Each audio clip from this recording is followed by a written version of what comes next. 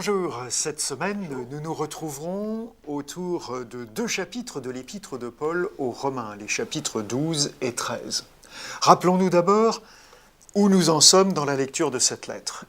Dans les 11 premiers chapitres, l'apôtre Paul a expliqué à ses lecteurs de Rome ce que contient l'Évangile, et il a été dans les détails. Maintenant, à partir du chapitre 12, il entre dans une partie plus pratique de sa lettre. Il va essayer de tirer les conséquences pratiques de l'Évangile dans la vie des gens. Alors, je vous invite à relire d'abord le premier paragraphe de cette lettre. Daniel, si tu veux nous faire la lecture. Je vous exhorte donc, frères, par les compassions de Dieu, à offrir vos corps comme un sacrifice vivant, saint, agréable à Dieu, ce qui sera de votre part un culte raisonnable. Ne vous conformez pas au siècle présent, mais soyez transformés par le renouvellement de l'intelligence, afin que vous discerniez quelle est la volonté de Dieu, ce qui est bon, agréable et parfait. Voilà, alors l'apôtre Paul commence par nous exhorter à nous sacrifier, à faire un sacrifice vivant. Comment est-ce que vous comprenez ça? Le mot sacrifice, pour un humain, je pense que c'est déjà quelque chose de difficile à assimiler, enfin à comprendre. Oui. Parce que je pense que c'est pas trop dans la nature humaine, le sacrifice n'est pas trop dans la nature humaine. Alors, Mais l'apôtre Paul parle de sacrifice vivant. Donc il ne nous demande pas de nous mettre à mort en sacrifice pour lui. Paul s'adresse à des gens qui ont l'habitude du sacrifice, que ce soit d'un côté ou de l'autre. Ils savent tous ce que veut dire le sacrifice. Et là, Paul va transposer le sacrifice des animaux sur notre corps. Et lorsque les Hébreux ou autres offraient un sacrifice, ce sacrifice devait être sans tache. Et il nous exhorte donc, nous aussi, à être sans tache, un sacrifice vivant. Et je crois que c'est important pour nous d'être... De percevoir ça. De percevoir, oui, cela. D'accord. Autre idée, Philippe? Moi, ce qui me surprend, c'est que c'est toujours pareil, le mot sacrifice. Le mot sacrifice est en général quelque chose de pas évident à réaliser. Par contre, tout de suite derrière, on nous parle vivant, sacrifice vivant, mais saint et agréable à Dieu. Ce qui sous-entendrait peut-être que la compréhension du mot sacrifice tel que nous avons l'habitude de le comprendre est peut-être différent, parce qu'un sacrifice, c'est pas toujours agréable. Et là, on parle de quelque chose d'agréable. Alors, quelles sont les conséquences qu'il donne vis-à-vis de ce sacrifice? Parce que quand on lit la suite de la phrase sur laquelle nous nous sommes arrêtés, il va donner des éléments supplémentaires. Alors, il y a une proposition qui est faite dans le texte, on le voit juste après, dans ma version, il est dit « Mais laissez Dieu vous transformer en vous donnant une intelligence nouvelle. » En clair, de moi-même, de mon attitude d'homme, le sacrifice était impossible, inacceptable. Mais si Dieu rentre dans ma vie, si j'accepte la transformation de Dieu dans mon quotidien, alors les choses deviennent peut-être plus faciles et plus compréhensibles. C'est en quelque sorte Dieu qui, si tu t'abandonnes à lui, te transforme et fait que tu deviens ce sacrifice vivant qui lui est agréable. Oui, c'est comme ça que je le conçois.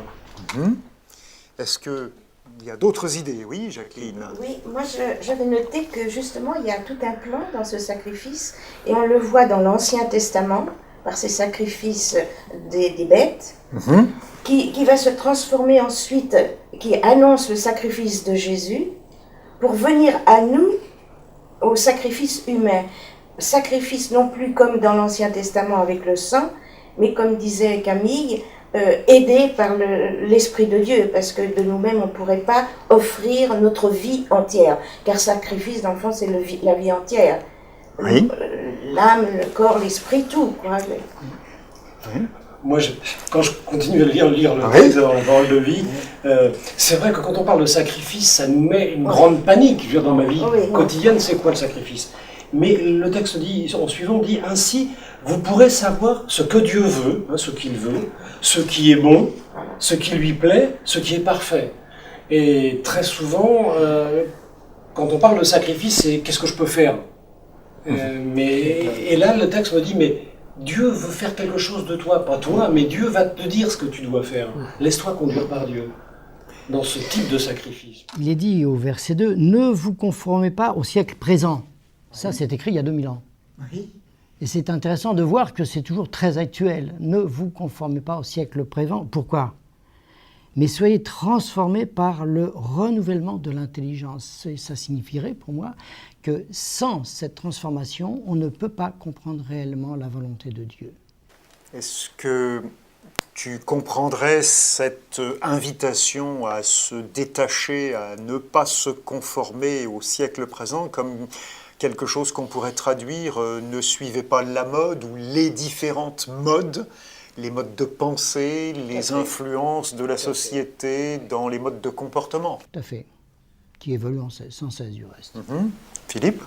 Oui, moi je pense qu'au lieu d'être peut-être aussi catégorique en disant ne pas suivre en quelque sorte les modes, analysez, soyez attentifs. Ne vous laissez pas en quelque sorte prendre par ce flot de publicité, cet élan de l'ensemble de la société, analysez toutes choses. Et quelque part, ce sacrifice pour moi finalement, c'est peut-être quelque chose qui est comparable au choix. Choisissez de venir à moi chaque jour, d'une manière concrète dans ma vie, je choisis le Seigneur, remplis-moi de ton esprit, remplis-moi de ton amour, et alors, la transformation se produit d'une manière, je dirais, presque naturelle à partir du moment où j'ai accepté et j'ai fait cet effort de le choisir, de l'inviter dans ma vie. Merci. Est-ce que vous n'êtes pas frappé aussi de l'utilisation du mot intelligence? Parce qu'il n'est pas en train de nous dire, écoutez, vous vous sacrifiez, maintenant vous suivez bêtement les instructions. Comme un robot. C'est pas ça qu'il propose. Tout à fait. Qu'est-ce que vous comprenez dans ce mot intelligence? Vous y voyez quoi? Puisque Dieu nous a donné une intelligence, il faut nous servir de cette intelligence pour comprendre ce que Dieu attend de nous. Voilà, c'est pas pour nous en priver. Voilà. C'est au contraire pour qu'elle soit renouvelée, qu'elle soit pas juste influencée par ce qui vient, qui court d'ici, Voilà, là, tout à fait. parce que nous dit la radio, la télé, mais c'est prendre le temps de réfléchir, Voilà. de se mettre en relation avec le Seigneur, puisque c'est lui qui renouvelle cette intelligence, Voilà, merci. et dans cette relation-là, voir au contraire notre intelligence grandir, Voilà. se développer. hein. Une progression. Ok, eh bien, on a là, je pense, regardé les premiers éléments de ce chapitre-là. Alors, dans la suite de ce chapitre, l'apôtre va pouvoir parler des dons que Dieu a faits. Et entre autres, il va rappeler que Dieu a donné aux membres de la communauté chrétienne de Rome, à qui il envoie cette lettre, qu'ils doivent fonctionner en mettant en pratique au service de leur Église les capacités, les dons que Dieu leur a donnés. Après ça, il va continuer en leur disant qu'ils sont là pour être utiles, pour rendre service, pour ne jamais rendre le mal aux gens qui peuvent nous faire du mal, parce que la réalité, elle est là avec ses difficultés, avec ses problèmes.